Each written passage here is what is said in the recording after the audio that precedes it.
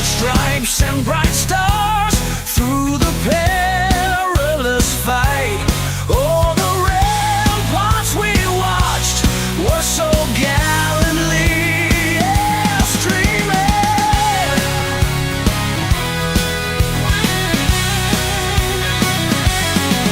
And the rockets' red glare, the bombs bursting in air, gave proof through the night that our flag was still there. Oh, say does that star-spangled banner yet wave? Oh, the land of the free and the home of the brave. Oh.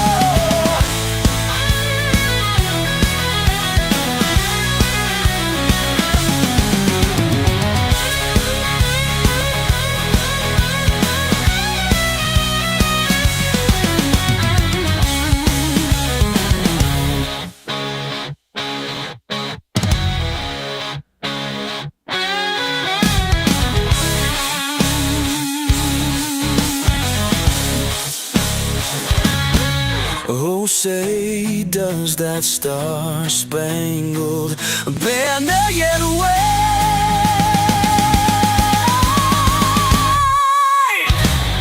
Oh, the land of the free and the home of the brave. Ow!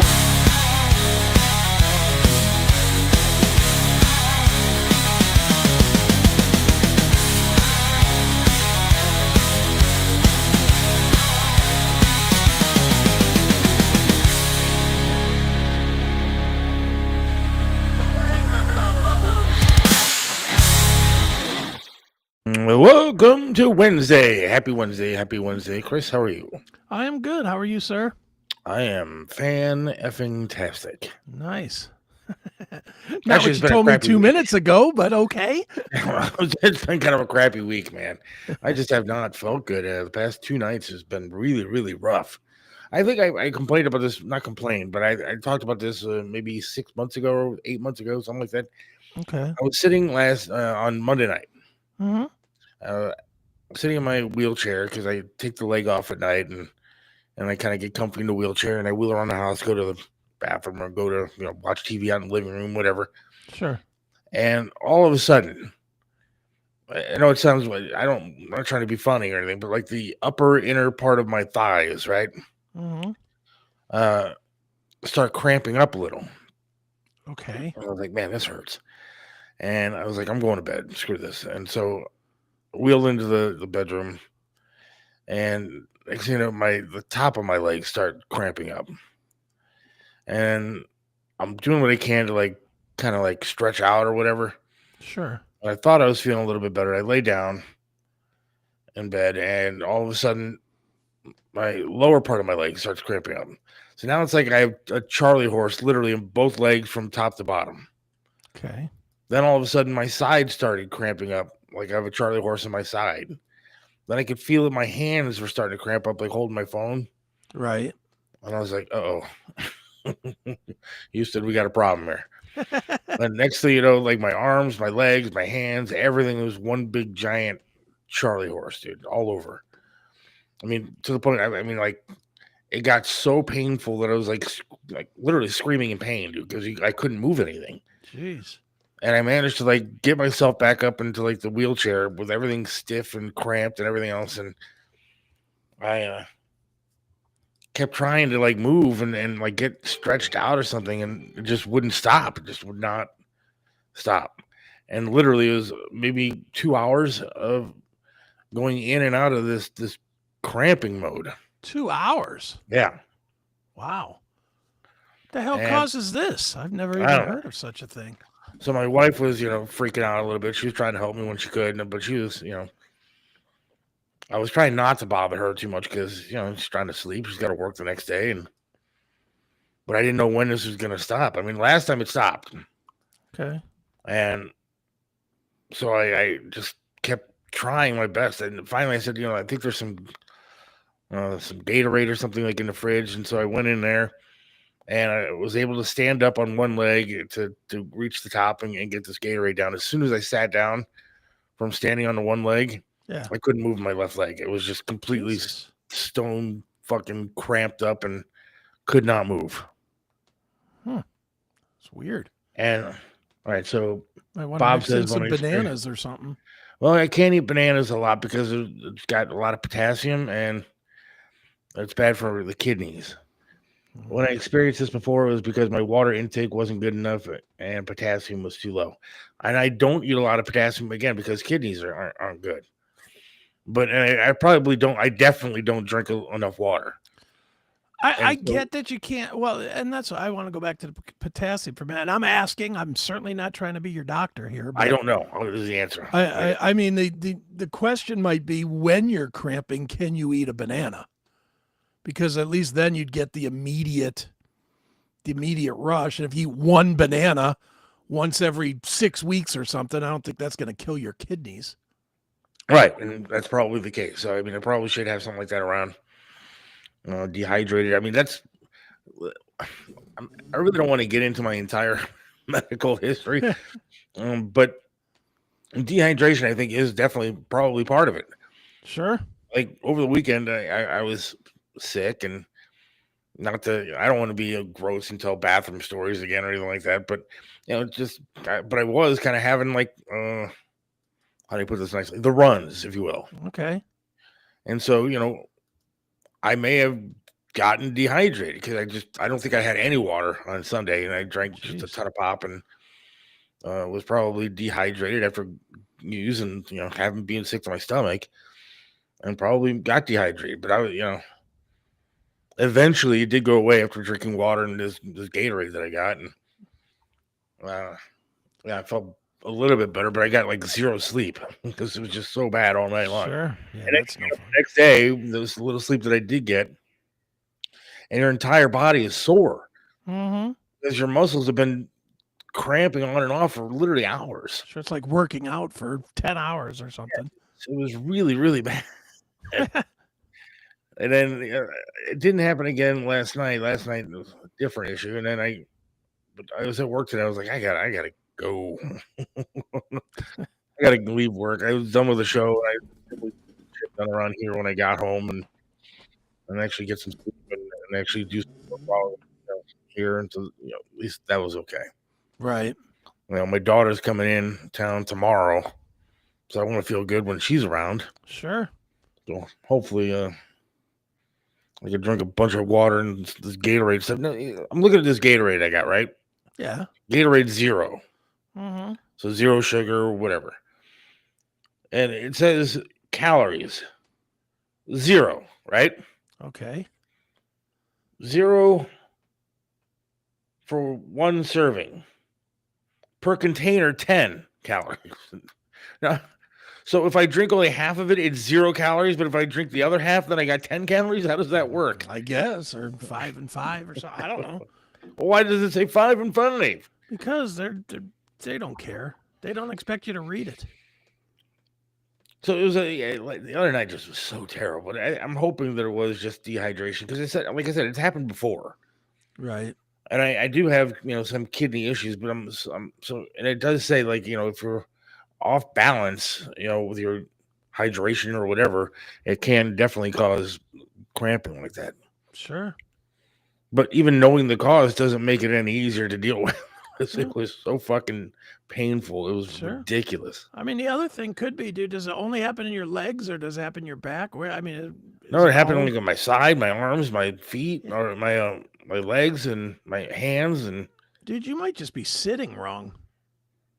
It I could don't know. very, because I know a lot of times when I finish the CMS on a Sunday morning at 3:00 in the morning, and I've been sitting for 6 hours, 6, 7 hours, whatever it is, and I drink tons of water or juice or coffee or something, like the entire 6 hours I'm pouring stuff into me because I'm like you, I get dehydrated super, super fast. I mean, I've been hospitalized for it twice, so I get dehydrated. But sometimes it's just sitting wrong. Like I know a lot of times I'm trying to break it even now. I sit like this where I'm kind of leaning in, Right. because it's comfortable and it's easy. And I'll sit like this, but when I do it for 6 hours, then when it's time to be done with the show and I get up, my back starts cramping up, my legs, my arches, because I put too much weight on one foot or the other when I'm leaning. Because when you're leaning, you kind of arch your feet a little bit, or your foot, as the case may be for you. Thank you. I'm just saying. I mean, it could very well just be that you're not sitting, correctly, or whatever, Yeah, aligned or whatever. Bob keeps saying classic symptoms of dehydration for sure. Sounds like it. And he's another one that has, some issues that I have. So Sure. caffeine dehydrates big time. And I do have a habit of drinking caffeinated Diet Coke all the time. Yeah, that would do it All too. the time. Yeah, you So gotta I guess mix it. I need to start drinking a lot more water, if you will. Well, again, I'm nobody's bastion of health, so I'm not trying to be anybody's doctor. But I have these little, these Gatorade bottles. Yeah. And I drink, my general pattern is I drink one of these of Gatorade and then one of these of water. And I alternate, and I drink probably 6 of these a day. Huh. I definitely need to partake in a little bit more healthy options other than Diet Coke. Sure. Because it's so fucked up when, you think, oh, it's Diet Coke, there's 0 sugar, blah, blah, blah. But, it's really not that great for you.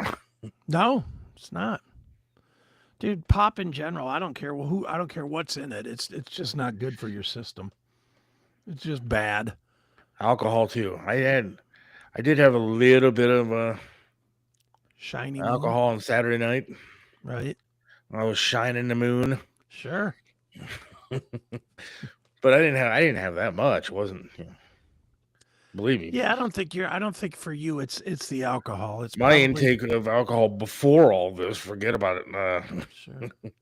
Now it's probably the Diet Coke for you. John says Diet Coke dehydrates you too. All the Yeah. sodium and bullshit in there. Not good. Mm-hmm. You mix in some water, my man.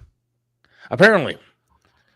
Well, I got my get a my 5-gallon pink thing. Gatorade Zero with me right now. Get yourself a 5-gallon thing. Put it in the refrigerator and keep it filled with water Right. so that it's at least cold. I have my Gatorade sitting next to my Diet Coke. Which you'll drink as well. And my half-drink Diet Coke. and downstairs is another fridge my full other of Diet Coke.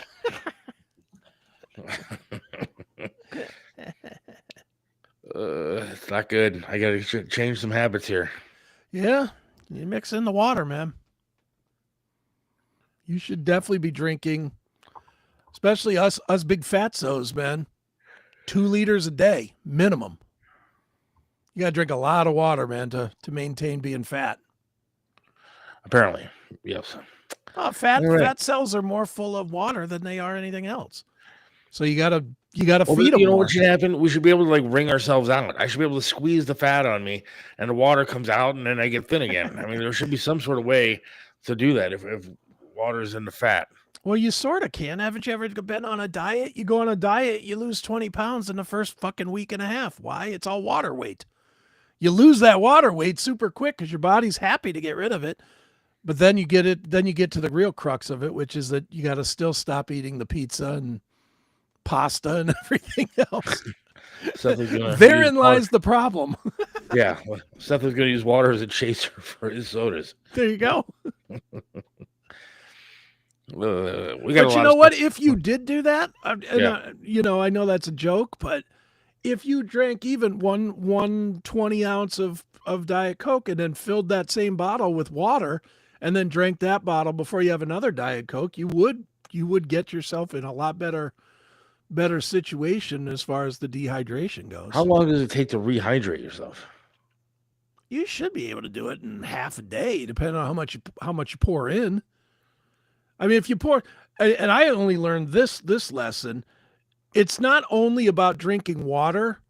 Like if you're real sedentary, like I am, and I'm assuming you are with your job, for the most part, you're sitting for 3-4 hours, right? Yeah. That's actually bad for hydration, because if you drink water but you don't move any, it just passes right through you. And I learned that when I was building Pinball PA, I ended up in the hospital for combination of not sleeping and dehydration.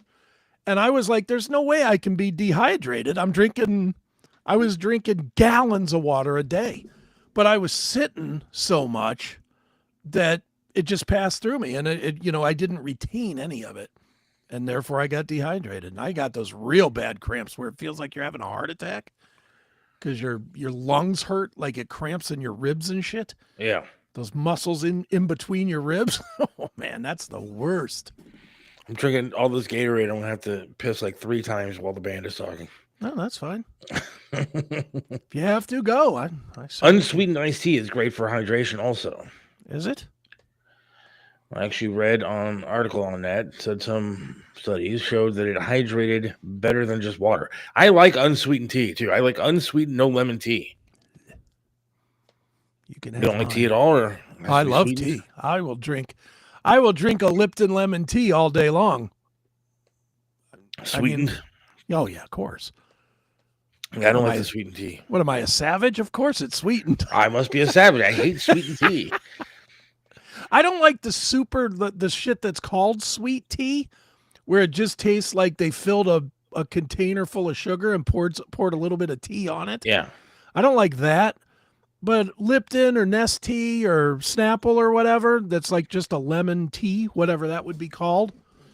I'm there for that all day long. I love that. Bob says 24 to 48 hours. If you steadily intake every hour, you will be balanced. Balanced out, yeah. Well, I need to start drinking some fucking water today, boy. Well, there you go. Get on it. Water in there. That's right. Getting almost clear urine is the goal. I think mine was pretty clear today, but I just need to start drinking some. Yeah. You know what the problem is when you get to that level? Then you've broken the seal and you're pissing every 10 minutes. Well, that is an issue. I mean, that is a real issue yeah, you hydrate to bring yourself down, but then what ends up happening? Then you're every 3 seconds, you see a picture of a lake on TV and you're running to the bathroom because it's water. It's like, it's too much, but yeah. And that's how we opened this show today with piss talk here on the Seth Williams show. We're helping. We're like informing the audience on how to hydrate, and people are informing me on how to be more hydrated and take better care. So that's good. No, I think this is this should be like on some sort of a learning channel. They can inform us all they want, but we have no right giving anybody any sort of health advice. Me and you, we are two of the most non-bastions of health, probably doing a show on the internet. No, I think that we are actually examples of what to do. We learn from our mistakes, kind of. Dude, this is like a ghetto version of my 600-pound life. Who are we kidding here? No, we actually provide examples on how not to live. And so when people tune in, we do provide see, these guys don't do it. Yes. See, everything that they do or talk about, just don't do. Ignore. Go the other way. Yes. I mean, you see these fat guys, you see how unhealthy they are. They talk about shitting themselves in cars. They talk about the runs and getting dehydrated and feeling like they're going to die overnight. Do not do what they do. Everything that they say on the Seth Williams show, run the other way. But look at them for entertainment. That's right. Save those Diet Coke bottles. I got a ton of them in there. You know what the problem is? Is that I can't get downstairs holding stuff because I need to hold on to crap to go down the stairs. Sure. And so I bring all these Diet Cokes up here, and I have to pay my wife or somebody to come get them and take them downstairs. Usually my daughter did it for me, and she's been gone for a while. Excited. So she's gonna come home from college. I'm gonna be like, dude, go clean the office. This is what, her third time coming home? Second time? What's she coming home for? She just have days off or just wanted to come home? Yeah, the school has Thursday, Friday, Saturday, Sunday off this week. For what? I don't know. Because they've been there too long. They've been there for like a month. So you need to give the kids Those a day teachers off. have had to work 4 whole weeks. Time for a break. The girl sends me a text today. She goes, "Oh, just let you know, my philosophy class has been canceled all week." Okay. Why? And then my guitar class was canceled because of rain. I was Rain? like, okay, well, yeah, they don't want kids carrying guitars, I guess, out in the rain. I said, so what exactly is tuition going for? Like, what are we paying for? You're paying 10 grand a quarter for a dorm. I guess. But she Jesus loves her Christ. dorm. I mean, and like the neighborhood, I guess, is really great. Like, there's a lot of Okay. like restaurants and stuff around, and Sure. there's a Target right there. There's all kind of fun stuff to do. And I said, but the really great part about going to the school would be, how about learning? Yeah, that would be nice. Well, that'll get in the way of canceled classes and indoctrination. But like her dorm, her room itself, Mm-hmm. her window, because it's on like the top floor, right? Right. It overlooks the football stadium, Okay. which is pretty cool because like they just beat like Cincinnati just beat like the number 14 team in the country, Oh, wow. and so they're having a pretty good year so far. Okay. And so, but it's got to be kind of cool to be able to sit there and watch the game from your room. Do you think she's sitting there doing that? She called me while she's doing it. Hmm. Can I not just turn on a TV? She doesn't have like regular TV or cable there. She has internet. She's got every streaming channel known to man that I pay for. Yeah. I was gonna But say. not they don't have like cable. As long as she got YouTube, she's entertained. YouTube and TikTok. Yeah, well, she's got YouTube, TikTok, Disney, Netflix, Hulu, Paramount, everything, Prime, everything. Yeah, you got to get off all that shit, dude. Paying for. I can't believe you're paying for all that shit. Yeah, and like, how about having a class so you don't have to sit there and watch everything that I pay for? Yeah, well, that would be the ideal thing, is if she wasn't watching those things because she was actually in class. I don't know, learning the scales on a guitar. I've never once in my life heard of a guitar class being canceled on the account of light rain. No, I don't know. But whatever. I think she plays it a lot, like in her dorm room, like with like watching YouTube teachable stuff on there. Sure. So as long as she's doing that, why the hell are you paying for a class? I don't know. Why are you dropping $1,500? As long as she picks it up and plays with it, I'm happy. All right, I got to address this. This is a totally different topic, but we have like 5 minutes, so this is probably a good place to do it. All right. This comment right here from Brian, this Ed Gein series is crazy on Netflix. It's crazy terrible. Is it bad? It is an unwatchable thing to me. That's the Texas Chainsaw Massacre guy, right? He's a serial killer. I Yeah, don't know. that's what I it's didn't based get off that. I didn't get all the way. I had to quit.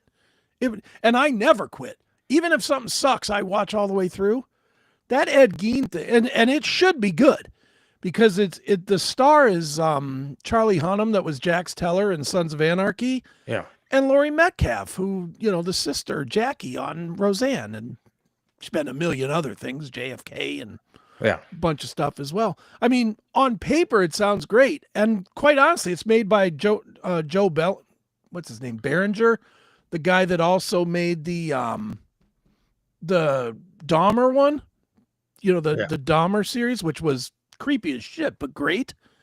This Ed Gein one, I can't even follow it. It is a clusterfuck of just disorganized script. It is garbage. I went to this place out in Vegas, Zach Bagan's Haunted something or other. Mm-hmm. He owns a lot of like creepy artifacts and shit like that from stuff. And he actually has Ed Gein's Cauldron, where he used to like cook people up or something. Cook people up. Yeah, it's Jesus. Brian he's hitting it right, but it's just his voice. It's like watching a 10-hour movie of Bane from Batman doing dialogue. He's got that weird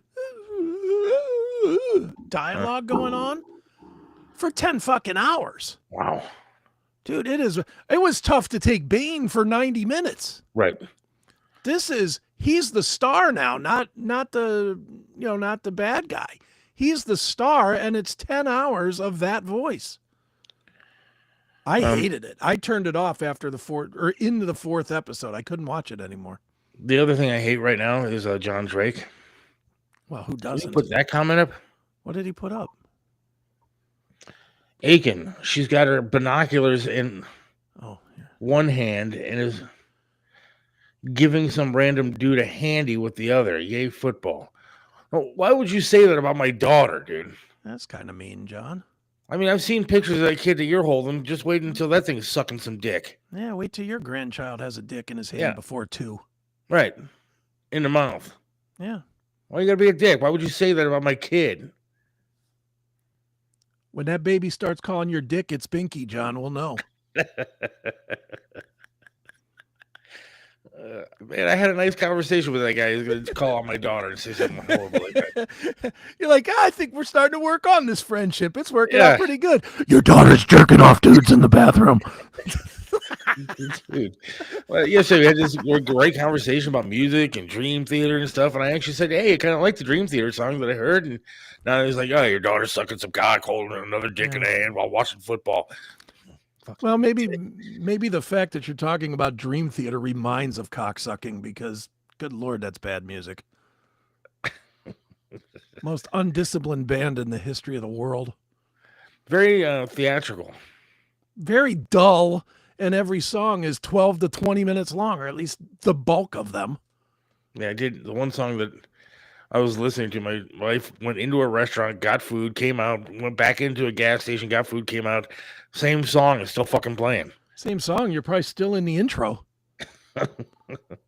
Dude, I mean, this is true, and John could back this up because he's been with me and he's done it with me as well. We used to go into the various bars that have touch tunes, and we would just load it up with like 4 or 5 Dream Theater songs because it would take like an hour and a half. Yeah, drink it all night. Yeah, I mean, if you play 5, if they have a song that if it's on touch tunes, if they haven't blocked it, it's called Octavarium. Yeah. I think it's 23 minutes long. That is not a song. At that point, it's not a song. It's like a, I don't know, act 1 of a play. 23 minutes. There's no song that's, I don't know how you feel about it, but I don't like long songs anyway. No, not generally. Get to the point. Give me the chorus. I like the basics. A little bit of a lead in, chorus, another bit, another chorus, guitar solo, out with the chorus again and out. That's what I like. But I liked him when I was doing rock radio because it was like the perfect time to take a shit back in the day. Before everything was like computers, you'd have CDs or vinyl that you were playing. And so Shine On You Crazy Diamond would be on the list of songs to play. And it was like, all right. Yep. Break time. Nice. I can go outside, smoke, take a dump, and get back to what I got to do.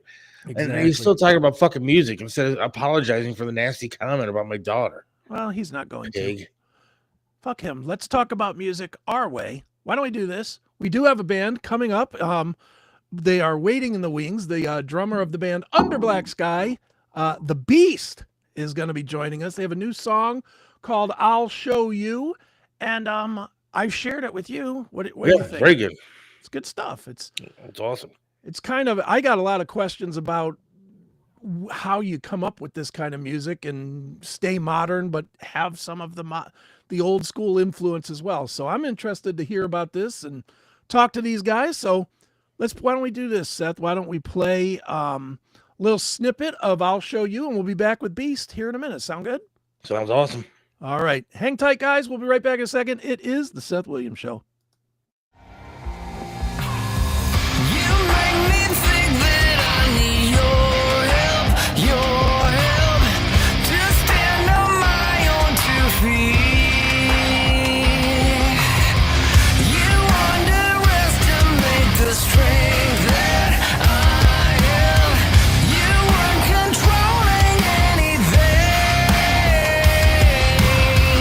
Can you feel it coming?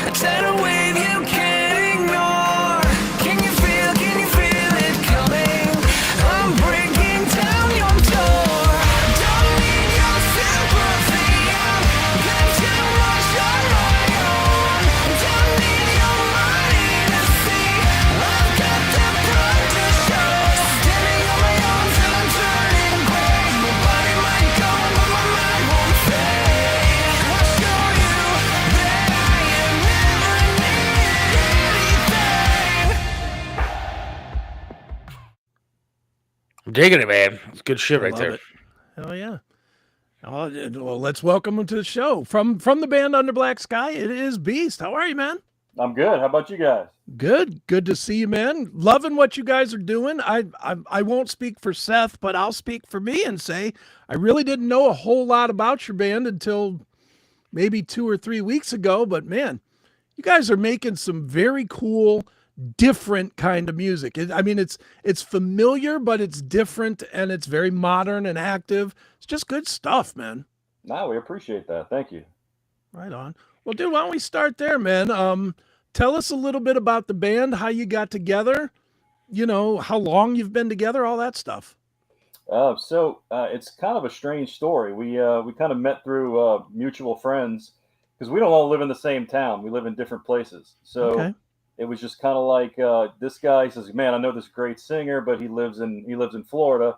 And then same things like, "Man, we need the right guitar player." And he's like, "Well, I got a guy, but he lives in North Carolina."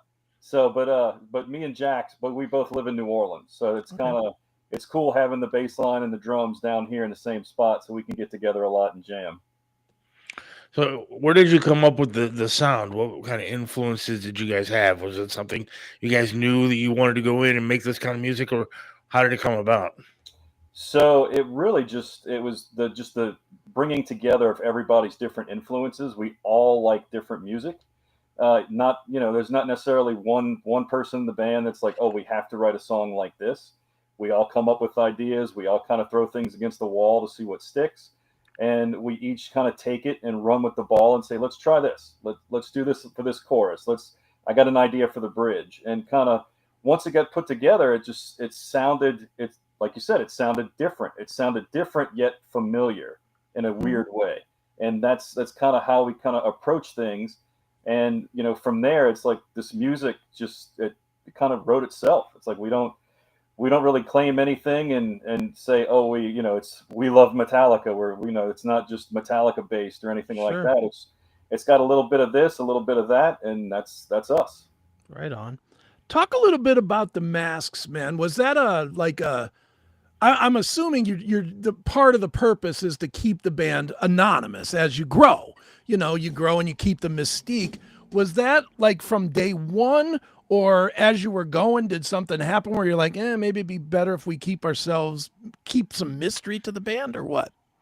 So, like, basically, the band's backstory is that we are a post-apocalyptic band in a crazy world right now, and for us, the best way to show this story is to be the incorporation of just the energy, the emotion versus being Dave.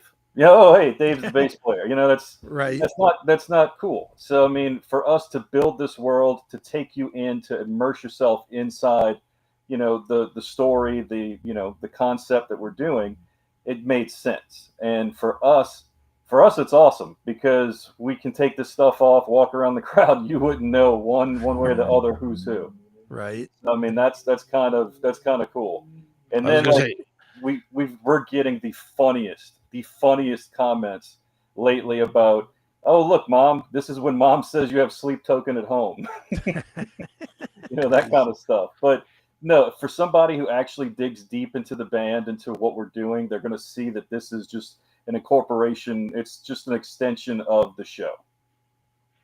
so I was gonna say, like, it's not like the mask singer and you're actually Lars underneath the mask, and you're gonna eventually pop out. Hey, do you guys change it up on a night to night basis, or you guys go with the same stuff every night? What do you do? Well, for right now, this is Gen 1. I'm sure some of our stuff, we're actually working with a mask maker who's helping us to pretty much to ease the stress of live. I mean, this is kind of like a resin, and Right. so it's going to be a little harder to play and whip my head around. But we will have different versions of the same style for right now. All right, real quick, and I hate to ask this question, but I'm gonna ask it anyways. With the masks and everything on, do you still get the same kind of like hot chicks coming up and being like, "Hey," and then when you take the mask off, are they still cool with and like the groupie situation? I just want to know, does it still work with the mask stuff? Well, hey, the mask stays on. Hey, that's cool. I mean, I guess It's old school Gene Simmons right there, my friend. I'm certain that's what I would do because I am ugly as fuck, and that would actually help me out in the long run. So yeah, okay, I see it. Thank you. Right. Are there plans, Beast, past music to incorporate this like into a more like a maybe a multimedia type thing with maybe a movie or maybe a comic book or different avenues to express what you're trying to say? Oh yeah, since we've kind of like incorporated this storyline and different things, we're seeing the potential, and so we've kind of already got in our mind to make a graphic novel, and Okay. then just kind of incorporate from there, even like little mini storylines, almost like a YouTube web series about what's going on. Each song kind of sets the stage for a different episode, if you will, of what's going on in our world. So then that's kind of like as we release each single, you notice it's got like a theme to it, Mhm. and that's kind of what's going to happen here on out. Like the next single, Pull Through, and the video is so killer. I can't wait to share it with you guys. Nice. But that's going to be another story, another element to the next twist.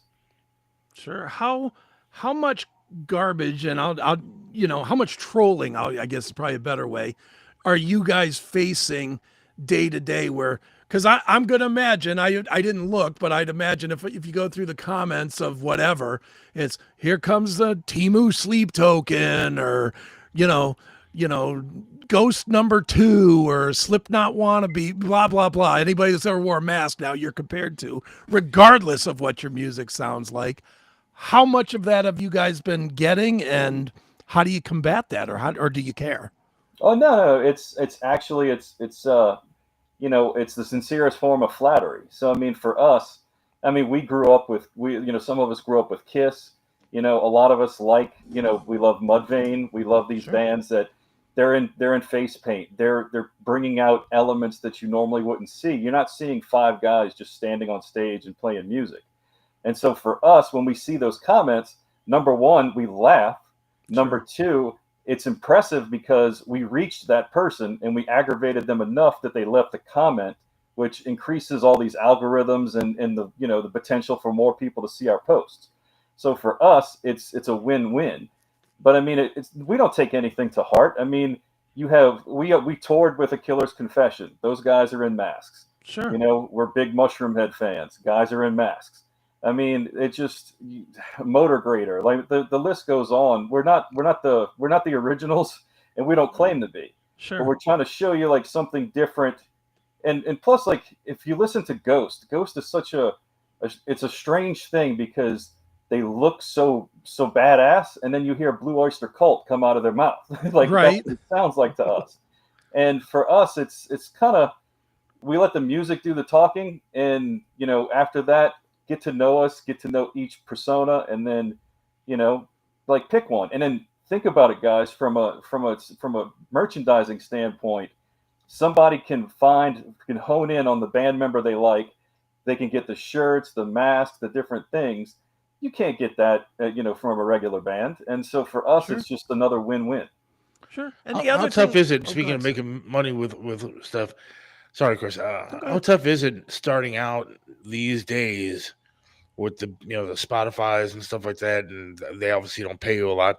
Are you making money on CDs? Is it a lot of merchandise stuff? Are you touring a lot? What are you doing? For us, I mean, money, like those memes. That's like you guys get paid. That's kind of if you're in an original band, you have to do it first and foremost because you love it, because you want this. It's something that drives you, and that's kind of like the five of us have realized. Like we don't sit there and penny pinch and go, oh, I spent this or I paid for this. No, for us, it's like a collective. This is to push us forward, and we have made a few bucks off of our t-shirts. We haven't seen any streaming royalties yet. We're still, as it builds, we see like that penny come in for that cycle. But Right. for the most part, there's not a whole lot of money in it unless you're on that level where you're getting paid to play, you're getting your merchandise, different things. And for us, we're building to that. Like the momentum's there, and we're close. So I mean, hopefully sooner than later we'll be there.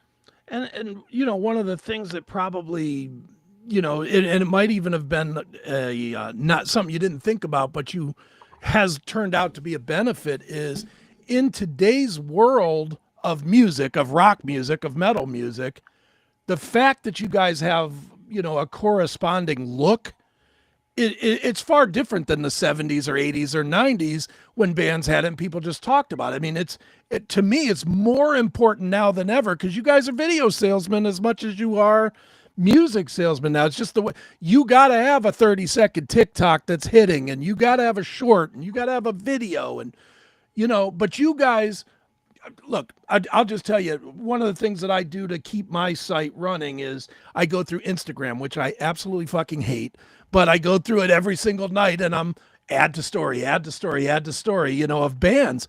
And then when I go back and look at it myself, it looks like one band because it's just the same kind of long-haired guy playing guitar here, then the next video. At least you guys have like a look and a mystery and an aura to you that will make me stop and say, all right, what's the name of this band? Who are they? You know, let me go to their website or let me go to their socials or whatnot. Is that indeed an advantage that you have over the bulk of what's coming up today? Oh, absolutely. I mean, when even like just like you said, just scrolling through, there's a million bands that are playing on that white background that light it up with the LEDs, and you know, it's hard to stand out. And that's one of the things. If you go dive really deep into our backstory and some of the older videos, we even tried face paint first, and that was an absolute nightmare because we were dripping like video shoots and everything. It was tough to do that every night on tour and just be consistent and then still have a good time. But for us, I mean, to stand out, it's like once we hit the nail on the head, we're like, this is genius. You know, this could be our thing, and we've always looked for that one thing to make us stand out. And it's every band will tell you the same thing. How do we promote ourselves in a world full of everybody doing the same thing? And it's like where do you meet that middle ground where you're still true to yourself but not trying to be gimmicky or, you know, though this is us doing a stupid stunt. Like, we see bands all the time that their TikTok or their Instagram stories is the dumbest thing in the world. And it's like we hope that we never have to stoop that low, you know, just to get eyeballs. And so for us, it's like putting this stuff on and coming out. Everybody's like, what is that? Like, you know, what are they doing? And so at least they stop that first 10 seconds and go, hey, what's going on here? And then the music kicks in and they're like, oh, let me check this out. And like you said, we either get I love you guys, great song, or we get, you know, hey, look, it's Cheap Token. Cheap Token. But see, I listened the past couple of days. Honestly, I've been listening to some of this new music that's been out there because for years now I've been saying rock music kind of died and at least around here. You know, metal music has been doing well overseas, and that's great. But I think there's been a lot of pussy rock around here, a lot of, you know, junk that I didn't like.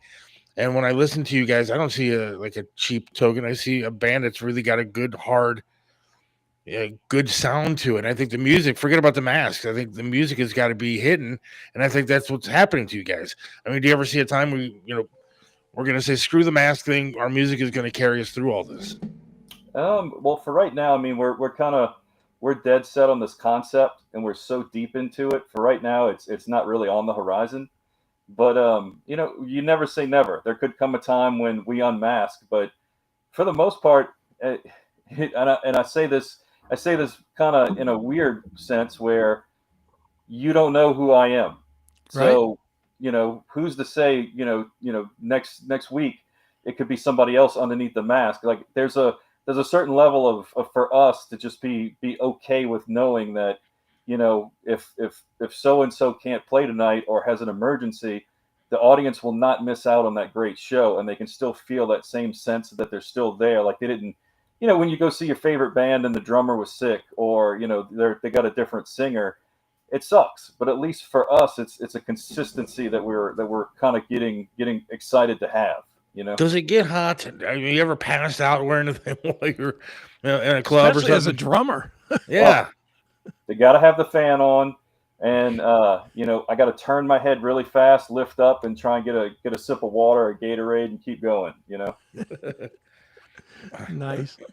Well, Beast, tell me. I'm gonna be honest. I went to your website, but I didn't fully understand what I was supposed to be understanding. I think. Can you explain the ultimate goal of the purge to me?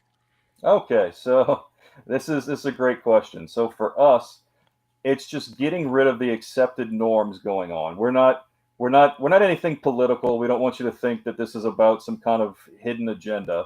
Hmm. No, for us, we're trying to show you that this music can speak for itself, can bring people together, can help start a movement where we start accepting good music again. You know, we like these corporations have shoved this cookie cutter stuff down our throat where, you know, it's horrible. And we Hmm. want to show people that we're still around. Like you can still make good music and still have an experience instead of just hearing that 3 minute 30-second song on the radio that sticks in your head and then you never hear from them again. You know, for us, you know, one of the things that we compared it to was Operation Mindcrime. If anybody Okay. went and saw that on stage, they were in a world. They were part of the show, and that's Sure. kind of what we want to bring back. I mean, to go have fun, to have an experience, not just go there, wait in line with your ticket, and then just see the song that's hot on the radio that was played over and over and over again for 3 months and then leave. Yeah. No, I agree. Dude, what do you think? What do you guys think? You guys are a hungry new band that's out there, slugging it out to make it. And then you see stuff like on Spotify. I'll just tell you a real quick story and let you react to it. I got fed a band called Rust Wanderers, and I looked them up. I listened to it. It was okay. It wasn't great. It wasn't awful, but I looked it up, and of course, it was a 100% AI band. And then I looked further and saw that they've released 330 songs with this band in the last 6 months. 330 songs that Spotify is actively pushing for you guys as a hungry band that's trying to make it and trying to get your foot in the door. How frustrating is that the corporations that kind of control this whole thing are really working against you making it? I mean, for us, I mean, I actually have played with Suno, that the, Sure. the the Yeah, we AI have to. program, Hmm. and it's scary how it takes away your creativity. And like, I get that some people say when you're kind of stumped and you can't go any further, you got a block, that it'll help you. But in the same sense, it's like all it's doing is it's kind of like it's just the version of AI where they're just putting out video after video just to feed the machine and Hmm. make money. It's about views, it's about listens, it's about streams.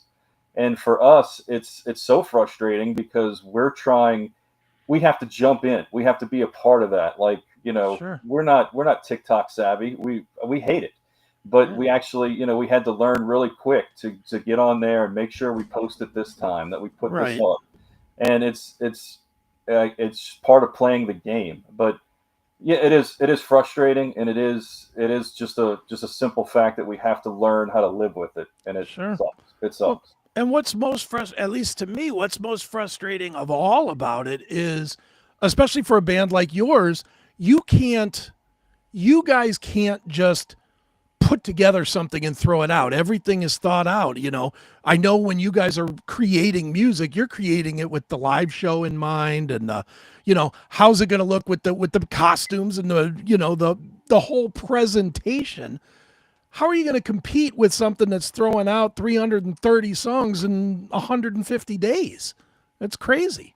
And I mean, and that's kind of where we come from with the mask and the image and the different the backstory and stuff. We really put our heart and soul into this and said, okay, Sure. how how do we beat it? How do we step up and be above what everybody's seeing? And that's what's brought us here. Right on. What can people expect when they go see a show with you guys? Is it like a theater performance kind of thing? Or how would you describe it? It's definitely high energy. incorporation of some video of almost feeling like, think of it like you're in one of those immersive rides at Universal Studios where they got the video screens telling you what's going to happen next, and you go to the next stage and you're doing this, and we like to keep it like it's from start to finish you're on a roller coaster, a visual, and it's also visual besides just audio. And hopefully you enjoy what we do and come back and tell everybody's like, man, you got to see this band, they were insane. Sure. And so that's all we're trying to do. Sure. Where do you see you guys in 5 years? You see yourselves playing arenas all over the country? Where do you see yourselves? So I mean, as any beginning band, we're hungry. We're trying to get every opportunity that we can, and the hardest part is just trying to break through, because the medium has changed. It's no longer terrestrial radio that pushes you, so you really have to hone in and try and figure out, okay, am I getting on satellite radio? Am I getting the plays? Because then the plays push people to Spotify, and so many monthly listeners translate to people in seats, and it's really, really hard to try and figure out what is going to be the tipping point that pushes people to us and that gets everybody to know our names.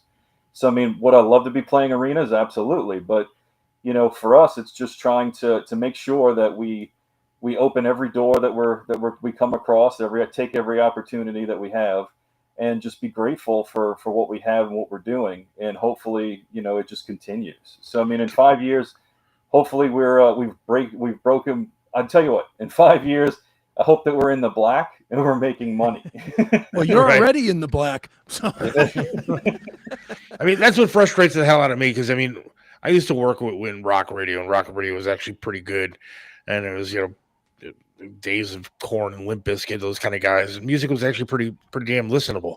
And now the rock radio station is mostly talk, and the clubs that were around where young bands were able to play, they aren't around anymore.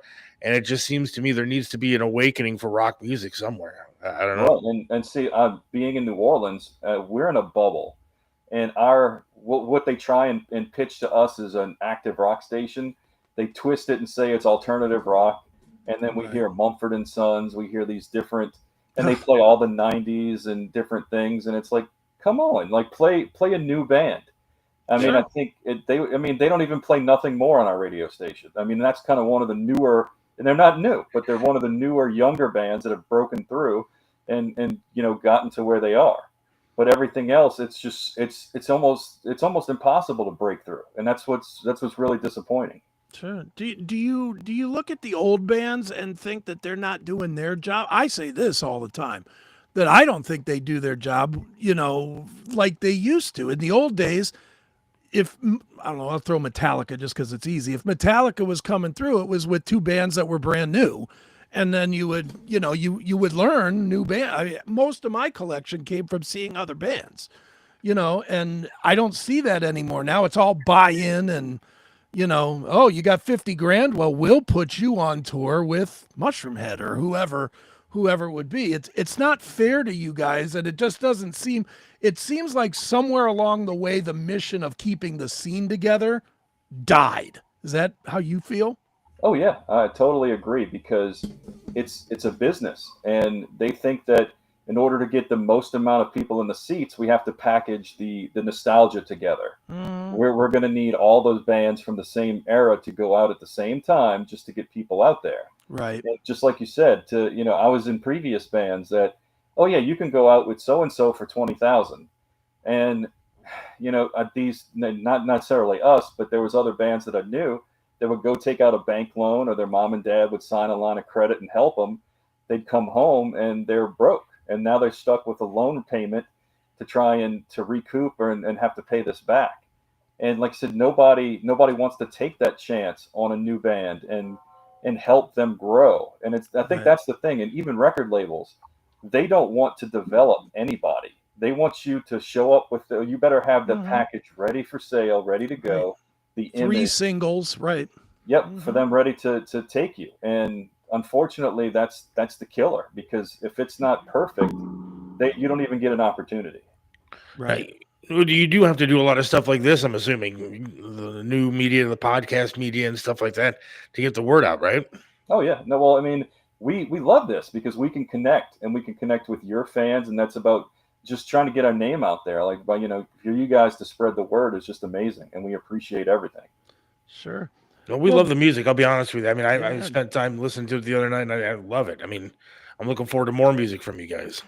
Yeah. Speaking of that, when will we hear more music? I know you referenced the video getting ready to come. When are we going to hear some more? Okay, so October 24th is going to drop the full album, Bad Blood. Nice. And that's going to, at the same time, we're dropping a new single called Pull Through, along with the video. And the video's got some killer special effects in it that I can't reveal just yet.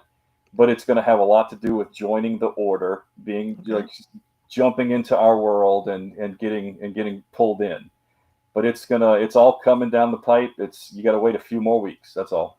Very good. Do you guys have like a Patreon or anything like that where people like join the Order, so to speak?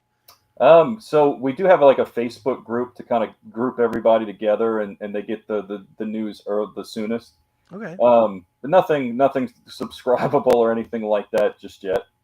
Right on. Definitely. Well, just Under Black Sky, is that where you find it on Facebook? Facebook, TikTok, Instagram, all that. Just Under Black Sky. Very cool. I am joining right now. There you go. Well, while he joins, let me ask you this to kind of wrap it up, Beast.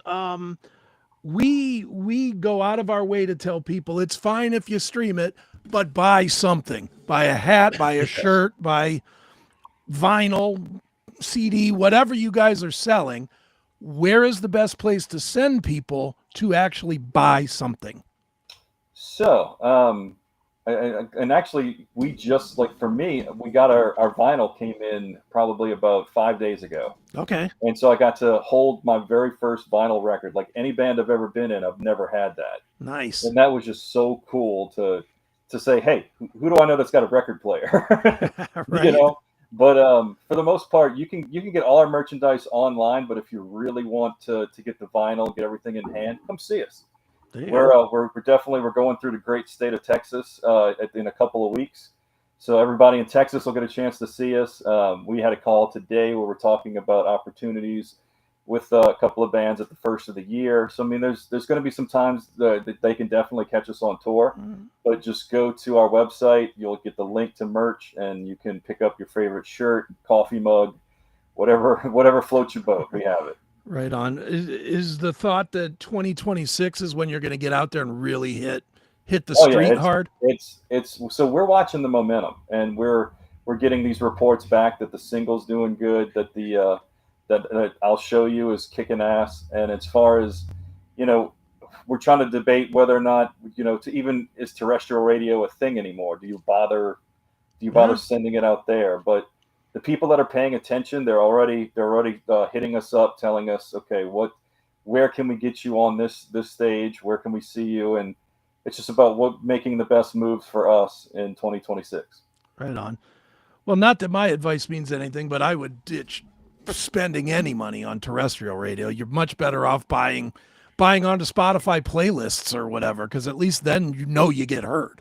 Yeah, no, and it's that, at least, I mean, it's not the greatest translator of money, but no, it's still, the more people, the better off we can see what's going on. And every 3 months we get a little statement. Right.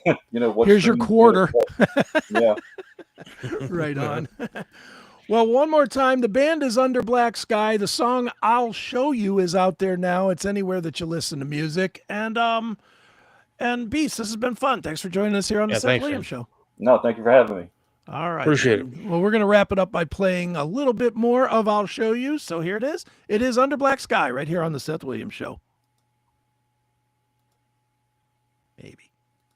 So break away from the greed. Take shelter from my love voice staring at me. I've got to find a way to take back the person in me. The person I used to be. Can you feel it coming? A tidal wave you can't ignore. Can you feel it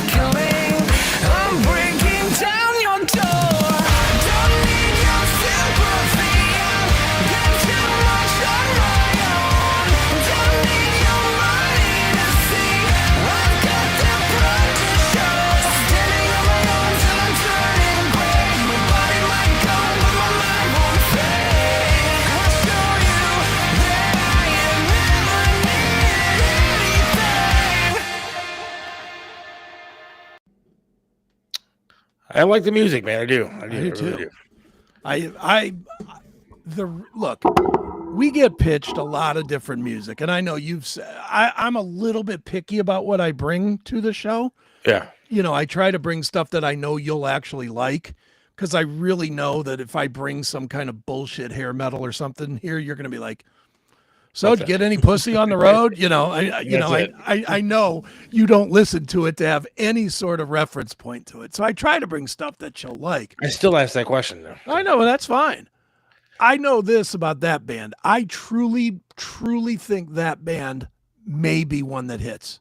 Yeah, I agree. I feel stronger about that band, especially seeing the way that style, whether it's like the bands that we named, Ghost or Sleep Token, or even a band like President or whatever, these newer bands that are coming up with this, I don't know what you want to call it, this combination of metal and rock and whatever. ethereal It's sound, good, whatever. Good sound. Yeah, it's a great sound, and it's new. It's fresh. It doesn't sound, you don't listen to that and go, well, that's Metallica, or that's Avenged Sevenfold, or that's, I don't know, Scorpions, or what, you know, it's unique.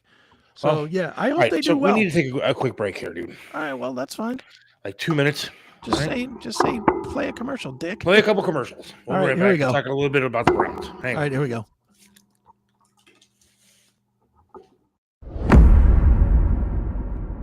Hey, it's Chris Aiken from the Classic Metal Show, Chris Aiken Presents, and the Seth Williams Show, straight from the uncensored heart of the CMS network.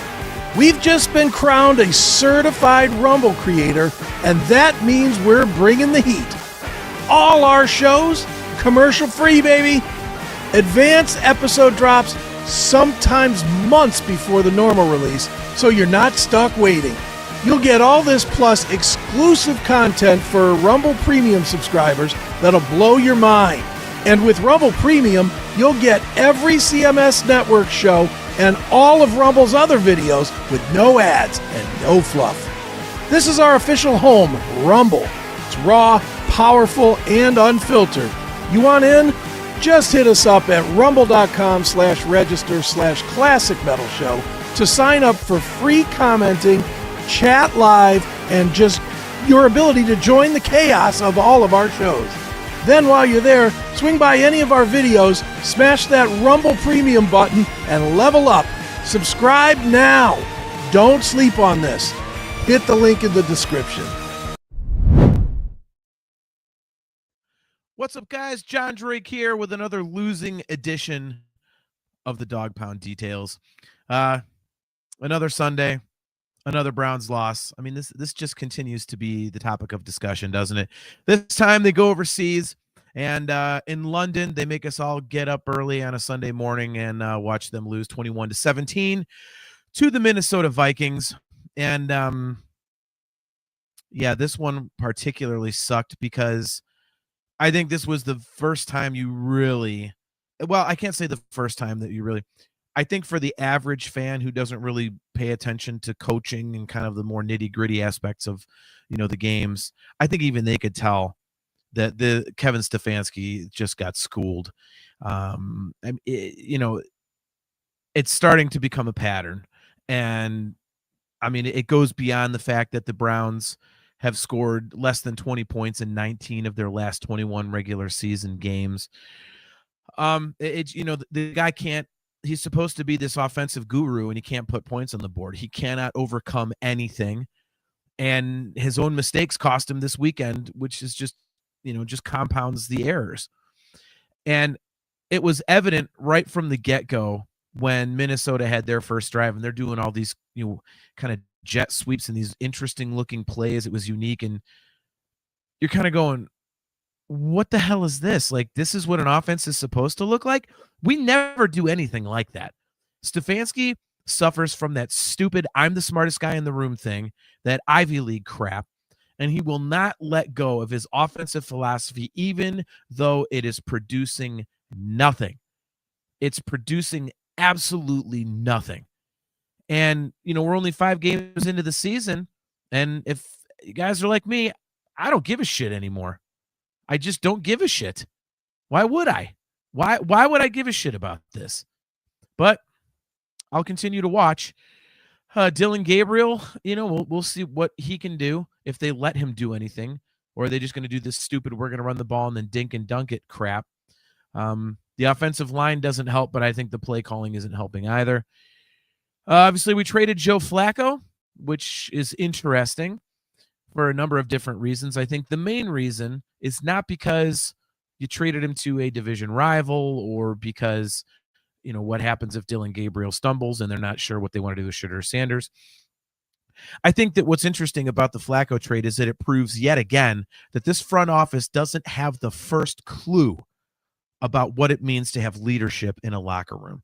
They trade away Nick Chubb, and granted, he's not what he used to be, but he was the heart and soul of not only the team, but the city. I mean, he was, outside of Jose Ramirez, he was everybody's favorite athlete. So if you're going to suck, at least give us something to watch, someone we enjoy rooting for, especially after the Deshaun Watson debacle and Mike Hall and all this other stuff. Yeah, so once again with Flacco, they trade your veteran leader in the locker room. Who's going to show Dylan Gabriel and Shedeur Sanders how to play quarterback? Who's going to do that? Kevin Stefanski? What has he proven? So it's one clusterfuck after another. And it's so old because week after week after week after week, instead of talking about football on the field, instead of talking about, well, there were some good plays, here were some things they could improve upon, a competitive football team, it's always something else. This week it's a trade. Last week is the QB change. You're worried about Andrew Berry's drafts. We're already talking about the quarterbacks in next year's draft. I mean, it's always something. It's always drama. It's exhausting being a Browns fan, and it's just stupid. So they go to Pittsburgh this week, where they haven't won in the regular season. God, what is it, 20 years or something crazy like that? So odds are not looking good for us to pull out a W this week, but you never know. Maybe they'll find some kind of spark. Maybe they'll let Dylan Gabriel throw it around the yard and he'll do great, and it'll open up things for Quinshon Judkins even more, who's looked like a stud. So I don't know. It's just this season is just all about bullshit, and it's going to continue to be that way. We've still got 12 more of these games to sit through. This is just, oh God, it's awful. So all right, guys. Well, hey, it is Pittsburgh week, so fuck those guys. Pittsburgh. Oh God, I hate the Steelers. So anyway, if you don't hate the Steelers, you should too. So till next week, guys. I'm John Drake for the Dog Pound Details. Hey, go Browns. Hoo hoo. Really? I love when John has the uplifting message for the. And then at the end, he was like, "Oh yeah, ooh, ooh." He's like, "Oh yeah, go Browns." Ooh, ooh. Yeah. And then I love at the end, he goes, "If you don't hate the Steelers, well, you should too." But I don't even know what that meant. Like, was he high when he was doing this? I don't know. His hair looked a little musty, like he was high. Man, I'm sitting there doing that dinner during that interview, and Yeah. I just kept downing his Gatorade stuff, and all of a sudden I was like, "All right, man, you got to go. Ain't gonna make it through the rest of this show." You should have just got up and gone. I would. Purging in the middle of the show. All you had to do was text me. I could have taken your window out so that it wasn't staring at a empty chair. No, I again really like the music. I like them. I really do. I really think they're really good. The mask thing. Yeah. I understand it. I do. I get it. Mm-hmm. I got to see what they do with it. That's why I asked him the question about, is there other shit coming, like movies or graphic novels or, and he said there's like a web series. Stuff like that will make that interesting. It's the old Kiss Phantom of the Park type thing where it's like, you develop this concept, but then you grow it. They need to grow it. That is for sure. But yeah, but I think it's going to be very tough. It is for all gonna be these tough. bands to be become like that Ghost band. I think they were very popular outside of here, like outside of shit here too, country. But now they came over here and became ginormously popular. Mm-hmm. But I think people have heard of them before they became popular over here. I think this is going to be. Sleep Token though just blew up from out of nowhere here. I know. And I mean, dude, they're playing like Rocket Arena or something. Yeah, they did. So I did don't- Ghost. I don't think they ever played like a club. I don't think they ever played the Odeon or the House Blues or anything. There's one song that I like of theirs. I mean, I listened to Token? maybe 3 yesterday, called Alkaline. Okay, I can look it up. Look it up. It's not terrible, but they definitely have a more theatrical kind of sound to them. While I'm looking this up, Browns Just like- suck. Joe well, Flacco's going to start this weekend. What? Flacco's not starting this weekend, not for us, For Cincinnati. for Cincinnati. were you I'm saying? curious what you've heard about the Taylor Swift record. I see it getting a lot of bad reviews. Well, my daughter likes it, but she's a She's a diehard Swiftie. Swiftie. Yeah. I heard somebody on ESPN, this girl does mornings or whatever, she said that she didn't really care for it. I listened to 2 songs last night just to hear what some of it was about, and Mm-hmm. I mean, it's a lot very poppy. I mean, I don't know. Sure. It's not. Dude, I'll be honest. There's some Taylor Swift songs that I like. I didn't care for the ones I heard last night, but Maybe she just wrote it in between strokes from Travis banging it out. yeah. Well, that's it. I mean, she writes all of her best music after she, Yeah, she needs to Murders break the up with heart. him first, right? yeah, she murders the heart of a man and cries about it on her songs, and that's Right on. good. Sure. All right, I've got that Sleep Token song. Let me share that here. Share. Sleepy Token. Here we go. Why does it always go to that corner? So stupid. All right. Why don't I hear nothing now?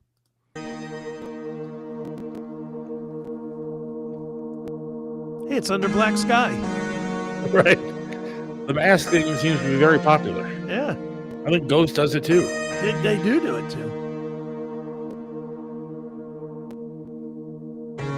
Every once in a while, something changes, and she's changing me. It's too late for me now. I am altered.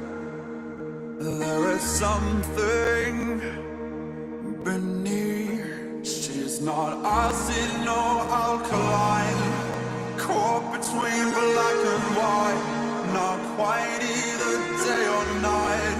She's perfectly misaligned. I'm caught up in her design and how it connects to mine. I see Does this it kick in a in? different Yeah. light.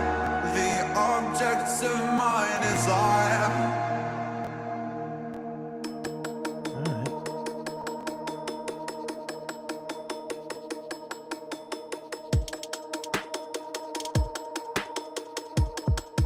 Ooh, let's talk about chemistry, 'cause I'm dying to melt through to the heart of her molecules, to the particles part like holy water. If anything, she's an undiscovered element, either born in hell or heaven sent. Either way, I'm into it. She's not acid nor alkaline, caught between black and white, not quite either day or night. She's perfectly misaligned. I'm caught up in her design and how it connects to mine. I see it a different light. Oh yeah, It goes on and on. I'm waiting for it to like hit a spot to stop. It just keeps going. but I mean that song's not terrible. I haven't really listened it's to a not lot bad. more to see if there's a lot of the more metal aspect to it. But Yeah, I like that. That's pretty cool. It's not the greatest, but it's pretty. I don't know how that's a 20,000 a night band. I don't know. I don't know what their stage show is about. I don't know. Yeah, I don't know. Maybe they put on a hell of a show. Yeah, it could be. But again, that's one song that I've listened to. I haven't listened to really anything Sure. else.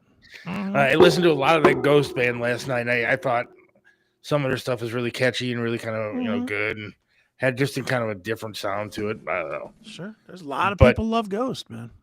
Yeah, it seems to be, they seem to be very popular. But I mean, I'm happy to hear some good new rock. But it is Under the Black Sky. I like them.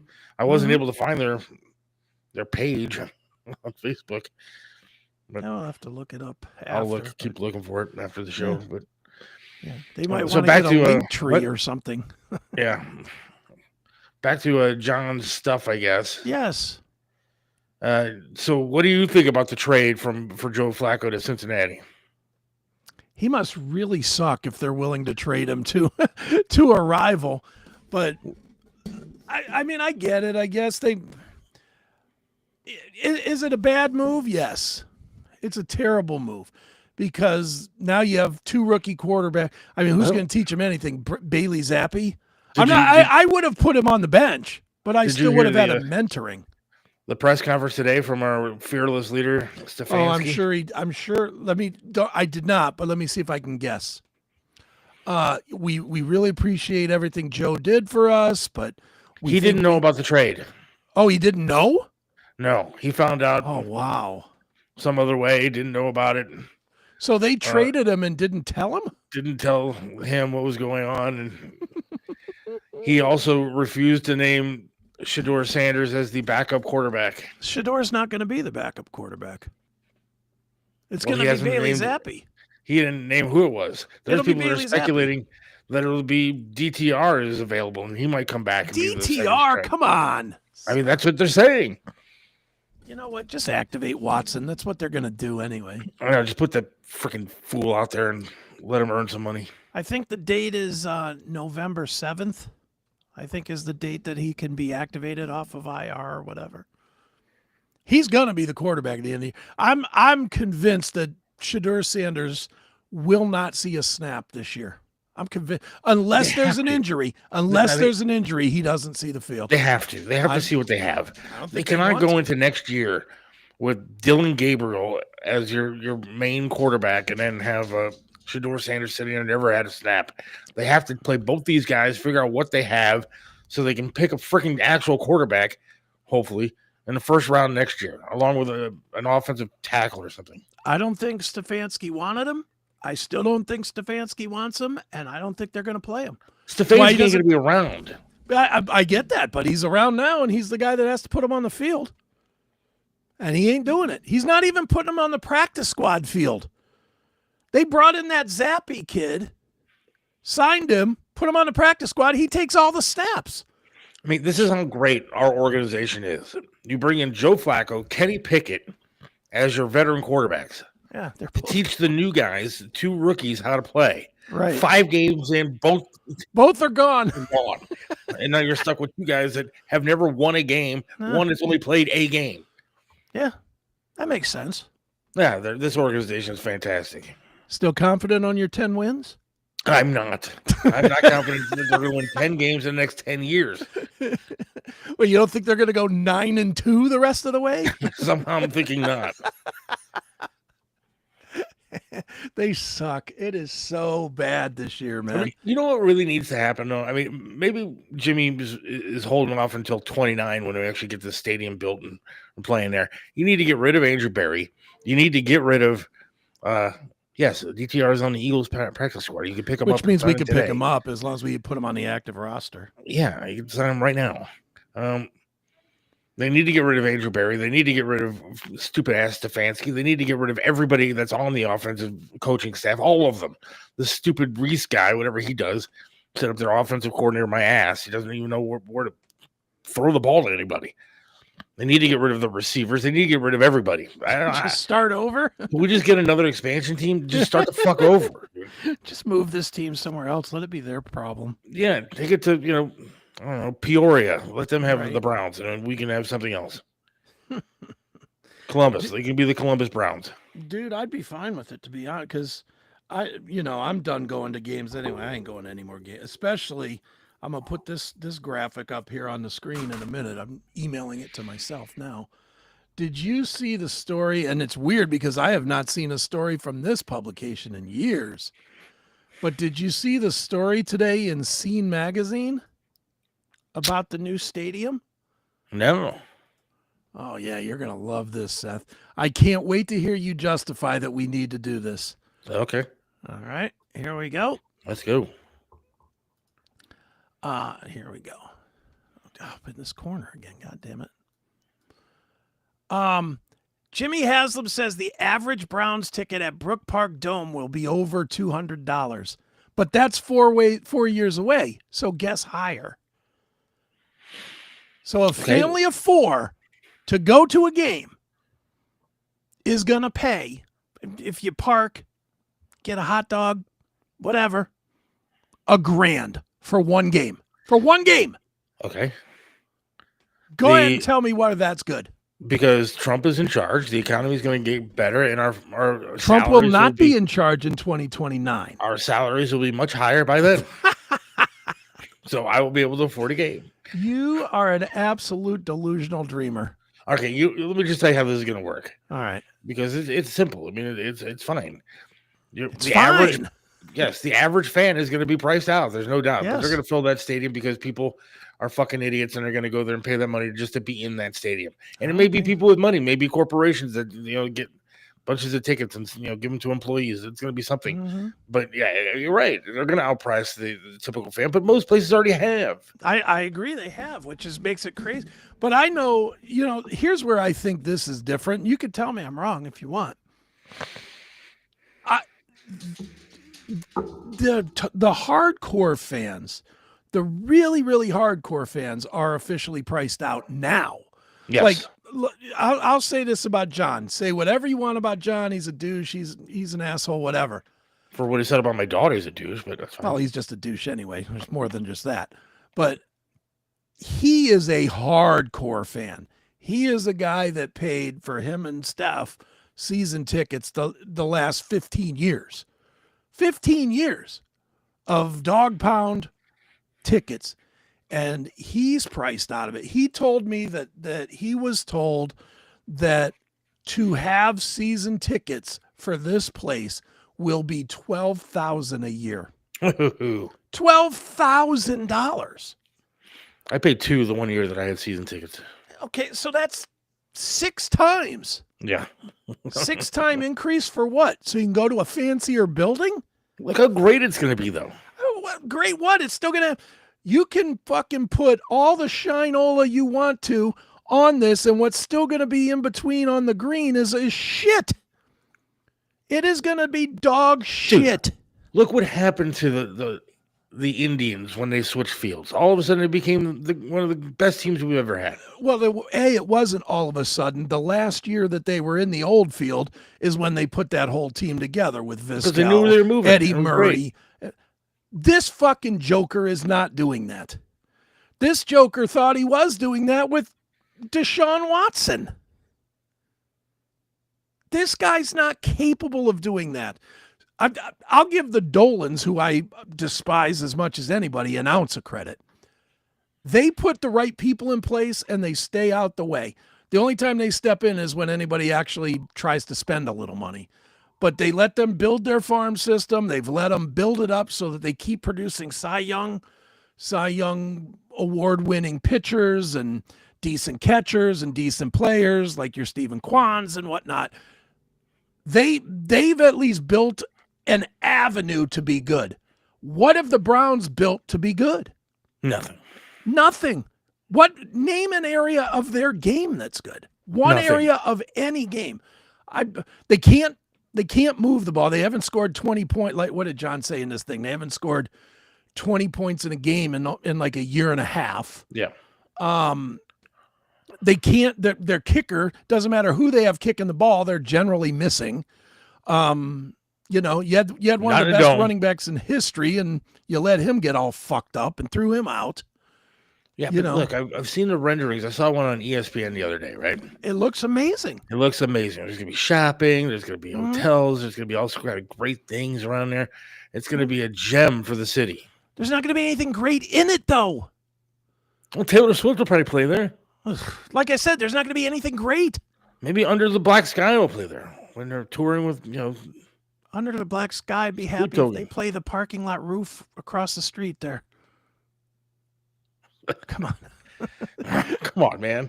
I'm trying to think of some great things that'll be there. It'll be a lot of fun. There's not. It'll have the Autorama there or something. Great. We'll get a Super Bowl that none of us that live here can afford to go to. That is true. That's not great. Then why do it? Look, Why do it? Why have the Super Bowl here when the tickets are going to be $5,000 to $10,000 a ticket?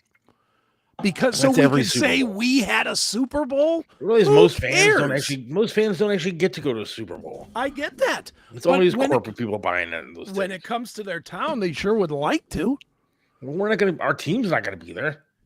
Dude, if I got to spend $1,000 to take my family to see them play the fucking Cardinals, I sure don't want to know what it's going to cost to be the Chiefs and the Packers in Super Bowl 70 or whatever year it'll be. Always so negative. Because they're fucking us.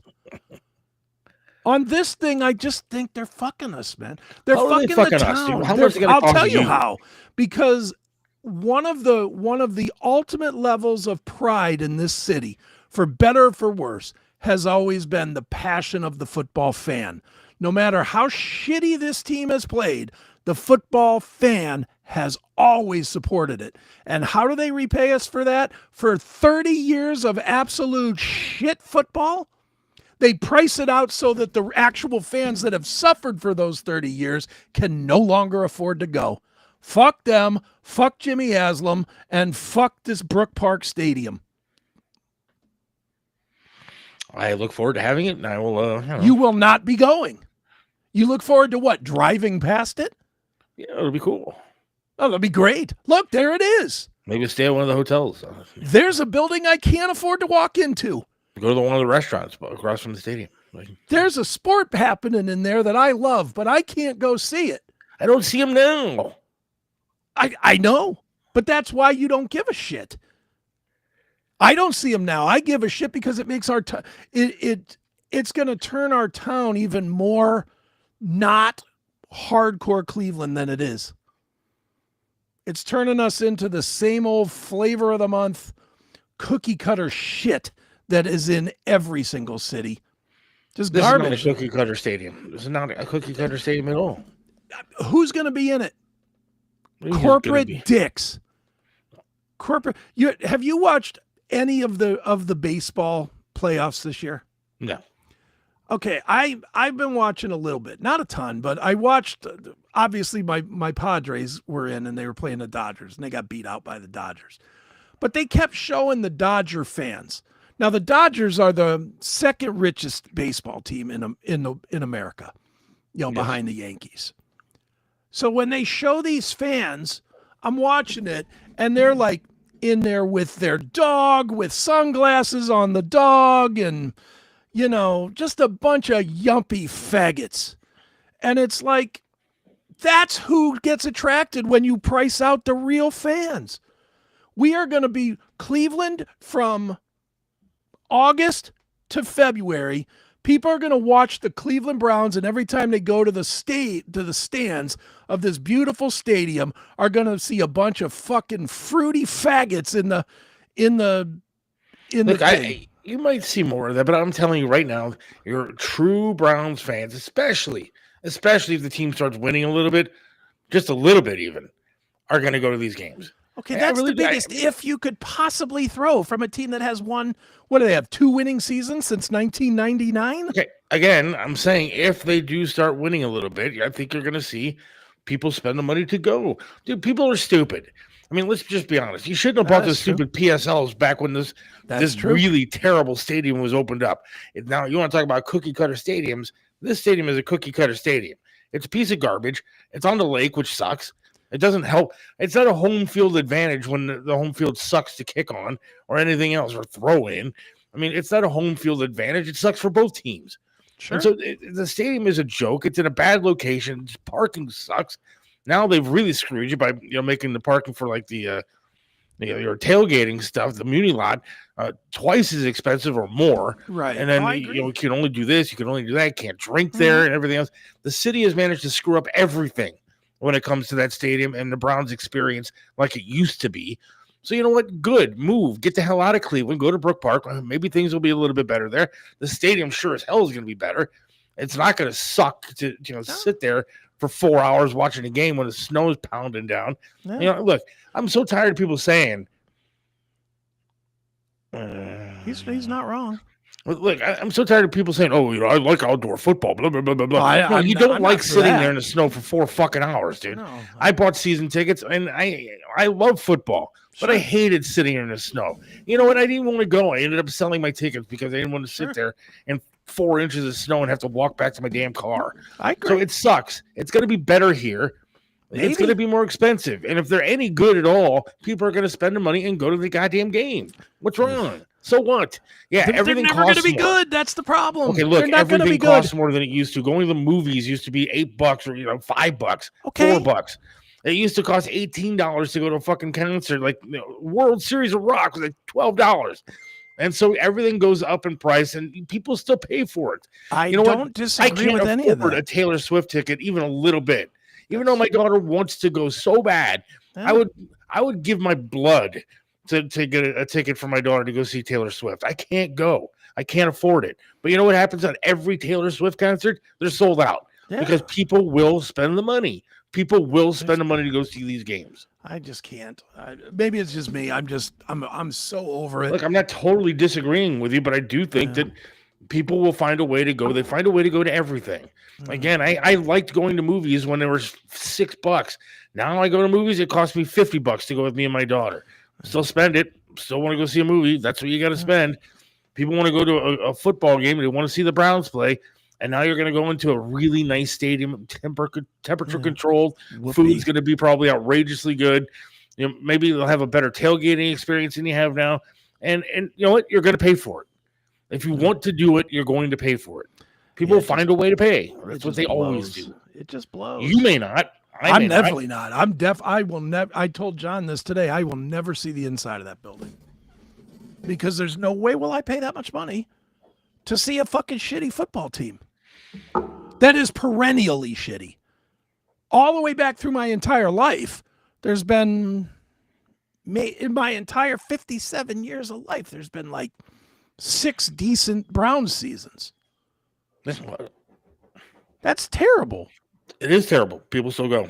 I agree. Same with the Brian's making a good point about the WrestleMania. People are taking loans to go to WrestleMania. You shouldn't have to take a loan for some entertainment. I agree. Totally agree. And that's the way that it is. I hate that. I hate the fact that I have to pay for streaming for 5 different things to watch an NFL season, dude. Yeah, I hate that too. It's all greed.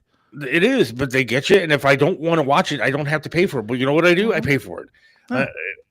Triv tried to organize people to not pay for these PSLs at the current stadium back in the day when they were opening it up. And you know what happened? He had a whole bunch of people who totally agreed with him. A whole bunch of people. But everybody else bought those damn things. And because you can't organize people. You can't organize people to agree on social issues. You can't get people to agree that crime is bad in this country, much less about a silly Browns game. You can't agree. You can't get them to agree to drop $1 in your Venmo. I know. Seth Williams 32 on Venmo. I can't get somebody to just $10. Our tip for you and me. No, Brian, no, I would not go to this. Would you go see a Pantera hologram tour at the new Brown Stadium? No. I'll never go to that stadium.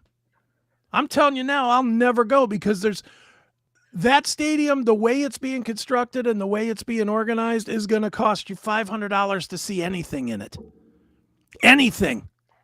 Metallica comes to town. It'll be $500 tickets. Taylor Swift will be $10,000 tickets. Oh, we are way late for Mines. All right, well, let's go to Mines. Unless you want to just do it here? for the next 20 minutes. Let's just do it here. We'll give everybody a free Mines today. That's fine. Like, I don't care about the Browns that much. I don't. But what I do care about is that the city of Cleveland in general, and I'm not just talking about downtown city of Cleveland. I'm talking about, look, I hate to tell people, Brook Park is Cleveland, Westlake is Cleveland, Avon is Cleveland. You know, I mean, that's the surrounding areas all make up what is perceived to be Cleveland, Ohio. And so everything looks like shit around here. Literally. The roads are terrible. They don't keep up on the roads the way that they should. They have barrels out every year for 8 months out of the year. And the roads seem like they never get fixed. Everything looks like garbage. The grass is not even green like in other cities. I mean, it's a terrible looking town at times, and we need to improve it. We need to, and by putting something like that here, improves it. Yes, you might get a Super Bowl. Okay, may not have our fans there, but there's going to be a lot of tourism that would come to town to see a Final Four, to see a Super Bowl, to see a WrestleMania. Maybe. And it'll be good for the image of the town to have something like that built here. And I'm tired of hearing about. I have a friend who's, oh well, the school kids of Cleveland don't get any money, but we're going to put money into a stadium. The school kids of Cleveland have been suffering for 50 fucking years. Yeah. They're all retarded as it is. So you're not going to help them with anything. What, you think they haven't given money to the city of Cleveland schools? No. They have. They waste it. Mhm. So I don't want to hear about it. We do need something that looks good here. Makes it an attractable place to live. My only People argument are leaving Cleveland, not coming here. But nobody's coming here. We do have some touristy things. Like Rock what? Hall comes to mind immediately. Rock Hall. I Once mean, they it's get here, garbage. they realize Look, how we shitty know it is. it's garbage, but dude, when you talk to anybody outside of Cleveland, they bring up the Rock Hall like it's an impressive thing. They think that that's an impressive thing, the Rock Hall. But there's no tourism from that. None. There's zero. There's no. I bet you there's under 50 people a year that travel to see the Rock and Roll Hall of Fame. I disagree. I think it's probably more than that. But You think? I don't think so. Not at all. I do. I think there's more than 50 people. You go down to that place, it's packed. And it's not packed with It's Clevelanders. local people. Once you see it here in Cleveland, you don't go back 10 times. Yeah, they go for the events, like when they have, like last week when they had Rush in there announcing their touring again or whatever. They had like a special that was invite only. They go to that kind of shit. I mean, the Rock Hall, all I'm saying about the Rock Hall is it is a legitimate tourist attraction that does not draw people. And the Science Center, our Science Center is one of the premier science centers in the country. Nobody's coming to see that either. Okay, but what I am saying, I think that the stadium will be something that people, if it's used properly, it will bring people in to see it. And what in Browns ownership and Cleveland political leadership makes you think anything's going to be done correctly? Well, okay. What gives you that message? I have no faith in the city of Cleveland at all. None. No faith in the Brook Park politicians, the city of Cleveland politicians. No faith in any of them. But So you're living on hope. well, what else do I have to live on here? Okay, liberal. It's all about feelings for you. No, what else are you going to do here? We've Nothing. been let down forever. So what are we supposed to do? Not grow? Not make anything Yes. good? Just live in our shit? Admit failure. So we're like a child who shits the diaper and we just leave it sitting there. Pretty much, yeah. Okay. Well, yeah. That would be my answer because trying again and failing again, this is going to fail again. This thing is going to be like the old Brown Stadium, half empty all the fucking time. It's going to be like the IX Center. Built this thing. Remember when they built the IX Center? Oh, it's going to be great. We're going to have this indoor fair every year and car events and campers and, all First this of all, the shit. IX Center was built for back in the day, World War II. They made tanks there. Yeah, I'm talking but- when they reopened it in the 80s or whatever it was. For a long time, it's done very well. For a long hasn't time, done it's well. had a lot of great events, stuff that I used to go to, Christmas Like connections, what? food events. They did have the car show, Autorama and stuff out there. They've had plenty of events out at the IX Center that were very good. Oh, shit, I used to be Really? a security guard at the IX Center Huh. for events that were happening. And I mean, yeah, there was places packed with a lot of stuff. I will say I did enjoy myself one year at the boat show there. I See? went to the boat show and it was fun. It was a lot of walking because it's a big place, but it was fun. I'm not Last saying time- that, dude. I'm not. Last time saying that I it's went gonna there, be- I was like, I can't remember what show it was going to be. Christmas, it might have been a Christmas thing, and I didn't realize it was only in like one half of the building, Mhm. one half on the other side of where I parked, Right. and so I'm trying to walk on this fucking prosthetic leg all the way out there. Right. I turned around, I didn't get halfway in before I was like, all right, I'm out of here. Turn around and go back and sit in the car. And my Right. lovely wife and daughter went in and did their shopping while I sat there listening to the radio like a dick. Well, you went there for soccer, didn't you? Yeah, they had Crunch? Didn't you go to a played Crunch there game? for, which again, man, it was like a quarter of the building that they Yeah. roped off, put some stands up in a soccer field. It Yeah, was- I know when you said they were playing at the IX Center, I was like, how does that even work? You know, because that building is huge. It really is a very big oh, it's building. ginormous. And I think John Kerry had his political event when he was running for president or something there, and I saw that. I mean, they've had a lot of stuff there. Yeah, I mean, it's a huge space, so a lot of it did go unused for some of those for events. most of the time. I mean, most of the time that since the 80s or let's say since 2000, it's been almost like an abandoned building that every once in a while creeps up with an RV show or something. I mean, you want to talk about a ripoff, man? Like when you go there and you have to pay like $20 to park your car. To park. Yeah. You can't even park around the building and walk there. You have to park. There's no other option. Yeah. And they charge you like $20 to park your car. And really, there's no security to the parking. It's just a fence Yeah. around the parking lot, which any dick that wants to steal your car could do it easily. Just Yes. climb the fence or just walk in on the side and go over there and get your car. Ugh. Yeah, I don't know. Look, God bless anybody that wants to go to the Browns at the Brook Park, Huntington Bank Field, or whatever the fuck it's going to be called. Won't see me there. I am done. I will go down out of curiosity alone just to see what it looks like. You'll pay $500 for you and your chick Oh, no, to I'm go not saying see I'm a gonna- game. Look, if I can get Browns tickets from somebody or get them online for cheap because nobody wants to go see the team, then fine. I'll probably go check out a game. But I mean, I'll drive down there and see what's around it and maybe go to one of the restaurants and stuff. But I think it will be a gem for our town. Well, What's there now? What do you love about it now? I don't love What's anything now? about it. I just don't see dead the, factories where I nothing don't happens see at the all. need. I just Okay, don't so see what's the need of keeping? It's the same argument we get with these fucking retards about the sheets. They want to put a sheets up in my neighborhood, right? And Okay. people are like bitching about, oh my god, they're gonna put a sheets here. That's gonna drive thugs and criminals to Oh, stop. Broadview. Like, wait a second, it's a fucking gas station. Yeah, it's just, And I said, what is there now? What's even there if now? if it does draw thugs, what's it going to draw them to do? Buy a sandwich? I mean, dude, there's Who's right now robbing the there's- sheets? There's a Rite Aid that's empty. There's a building that had a Rite Aid in it, and they have not done anything with the land. And people are just, I don't want the sheets. Well, what do you want there? Flower shop? What do you want there? Just keep this dead, empty building there? What's over in Brook Park right now? Nothing. Dead factories, empty Bring land, back the horror dirt. clubs. What? Bring back the horror clubs. I wish. I loved that area back then. Me too. But there's nothing there. So just go ahead and do something nice with it. I What's wrong guess. with it? Well, here in Cleveland, we just are accepting of shit.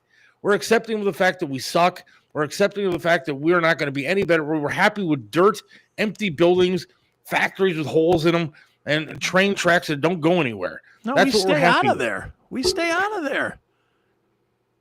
I don't live It's in right a next shit. to our fucking airport. People that come here to see our town, that's what they see when they get out of the airport. They see this bunch of garbage sitting there. But I know Why when don't we you have some nice stuff? when Are you you afraid drive to have outside nice of things, Chris? Cleveland, when you drive outside of Cleveland, that's when you see all the nice stuff. Are you You afraid come- to have nice stuff, Chris? No, I'd like to have nice stuff that I could maybe afford to have. Okay, I mean, I'm not sometimes gonna. you can't I don't take afford like everything. you're somehow taking possession of this like it's part yours.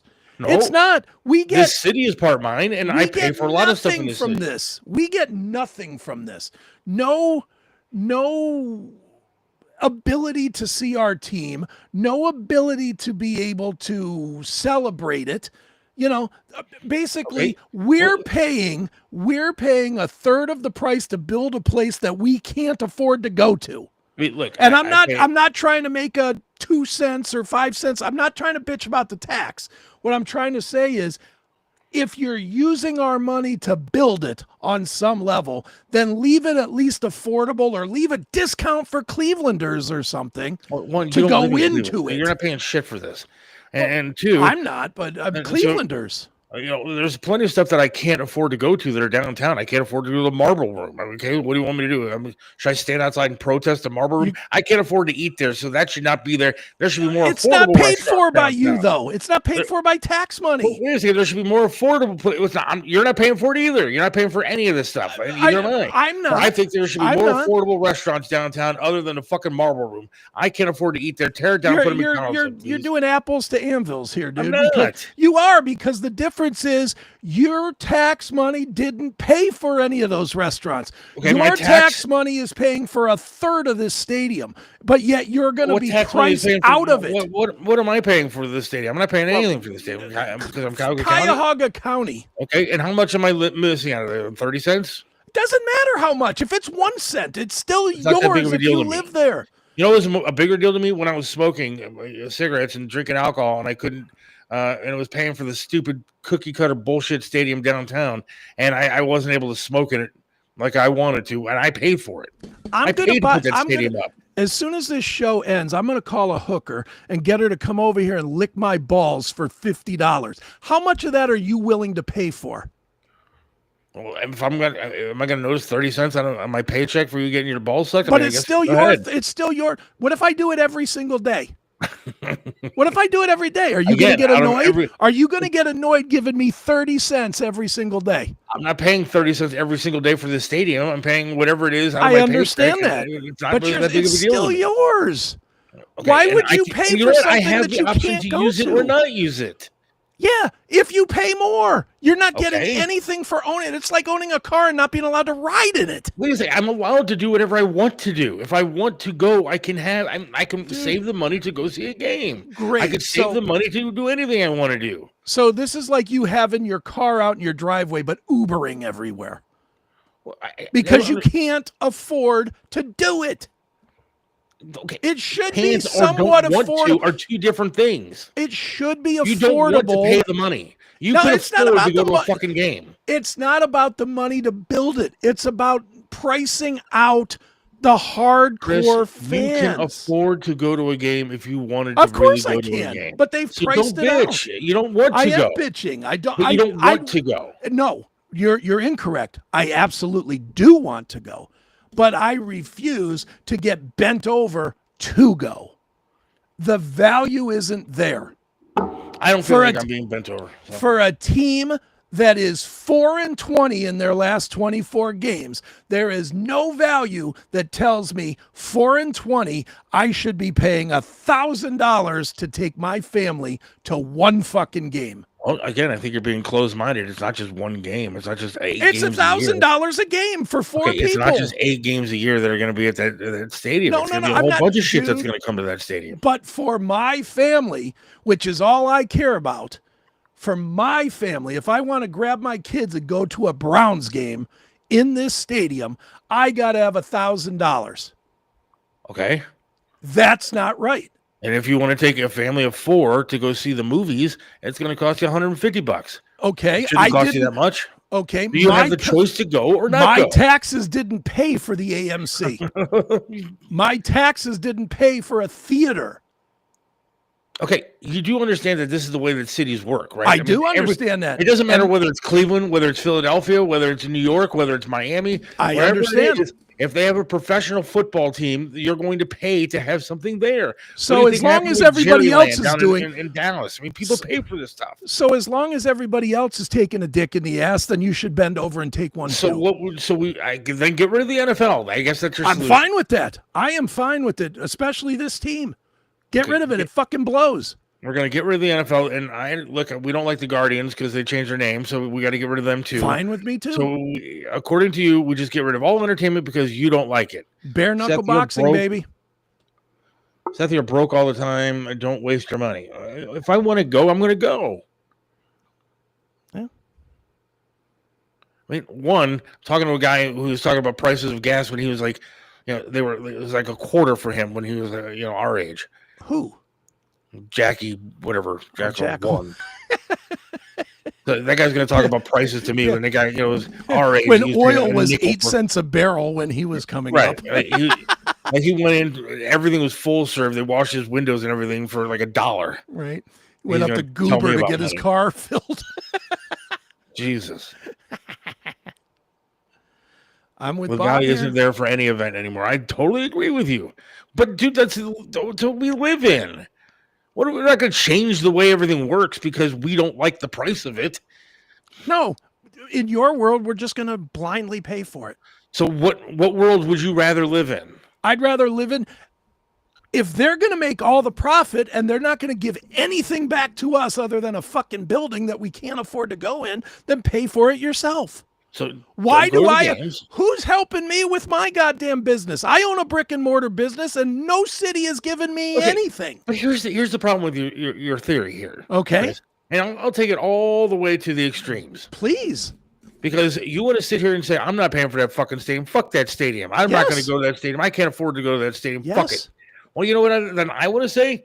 I want to say to the U.S. government, quit taking tax money from me. Because you know what? I don't care about half these roads that are getting fixed. I don't go down these roads. I'm with you. I don't want those roads fixed at all. Fuck 'em. 100% agree. If I'm not using it, I don't use the Cleveland City Schools. Mhm. I don't use I don't even go to a fucking post office. Correct. So you know what? I'm not paying for that shit anymore. Put all that tax money back into my check. I will email you a list of things that I use that you could take my taxes for. Why does a It's not the way private things business work. Why does a private business deserve public money? Why It's not a does matter it of deserve deserving it? anything? You're Why does you're the willing to government give deserve it. to take what I don't use? You're willing to give it. Fuck them. So what Jimmy again, Haslam has $10 billion, and this fucker needs us to pay for it. Guys that are making 30 grand a year, fuck him. He's okay, a fucking criminal the anyway. government has how much money? God only knows. They I shut agree. down and everything So else. pay But, for it, make everything free. Let's fucking liberal There's a commune hotel everything. tax. I mean, there's a bed tax. There's a hotel. death tax. When you Okay, die, so- you got to pay tax. What am I paying bed taxes for at a hotel? You know, what the fuck? Call the hotel. It should have a bed for me. What am I paying agree. for? Dude, So- again, I agree with everything you're saying. So you just want nothing. You just want to pay for nothing. I want to pay. You just want to pay for what you want. No, if you want to go back to how I want to do it, it's you pay a flat tax, a sales tax, 40% sales tax. If a candy bar is $1, it's now $1.40, and distribute that money anywhere you want to. But then at least But wait a second, you're I'm only using hold stuff on, I don't hold on, use. hold on. Then at least the tax money that they're taking is from money that I agreed to spend. I don't agree. If I lived in Cuyahoga County, I do not agree with building a building for Jimmy Haslam, who's put a shit team on this fucking field for the last 15 years and who's a criminal and who has been investigated by the FBI. And why should I give this fucking guy near $1 billion when he's a goddamn criminal? Okay, Fuck I can go him. the same fucking way. Why should I give the government any money at all? I considering agree they're with all you there criminals? too. They're all Agree with criminals. that too. We shouldn't give them Donald Trump's a anything. criminal. Joe Biden's a criminal. They're all criminals. They're all Yes. taking our money and using it for shit that I don't want to pay for. Yes, it's all corruption tax. That's not what Habu wrote either, but it triggered the word in my head.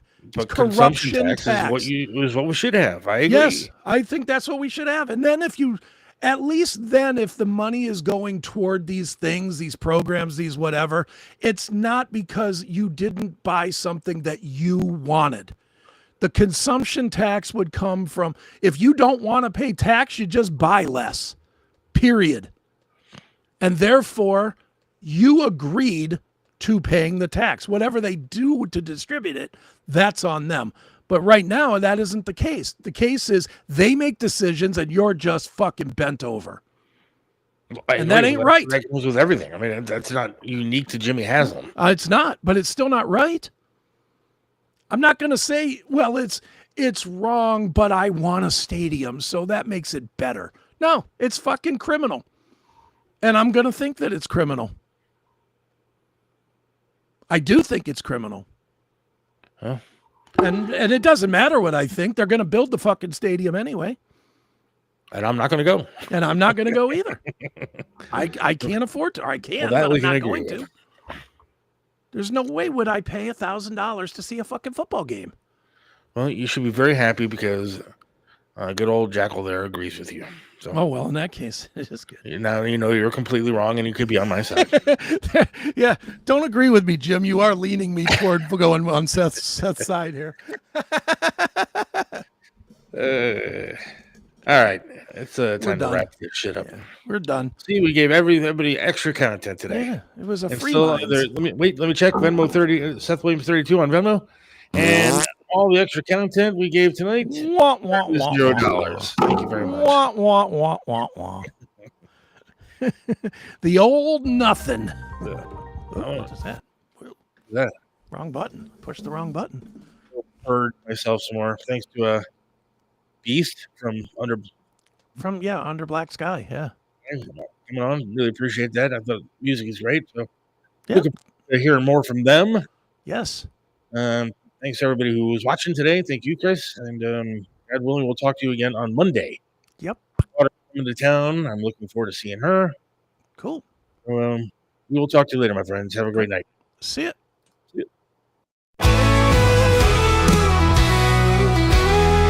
Seth Williams loves this land, stands tall and proud. Believes in freedom, speaks his mind out loud.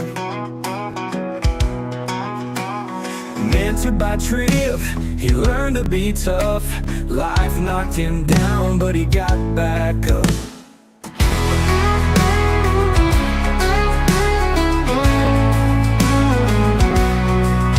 Lost a leg, but he's still strong and true. Chasing dreams under skies of red, white, and blue. Voting for Trump, he shouts it clear. WTAM tried to bring him down, but he's still here. In the heart of America, Seth takes a stand. Against the tides, he defends our land. Liberals call him crazy, but he don't care. He's got the spirit of an eagle, soaring high in the air. Hates LeBron James, won't wear that crown.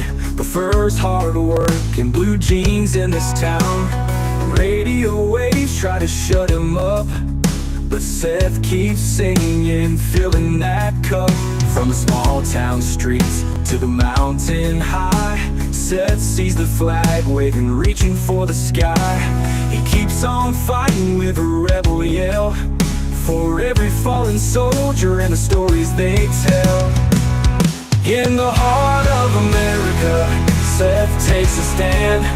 Against the tides, he defends our land. Liberals call him crazy, but he don't care. He's got the spirit of an eagle, soaring high in the air.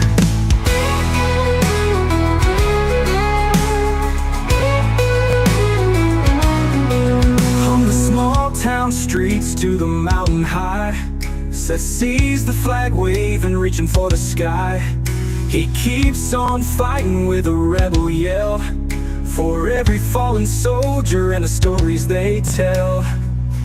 In the heart of America, Seth takes a stand. Against the tides, he defends our land. Liberals call him crazy, but he don't care. He's got the spirit of an eagle, soaring high in the air.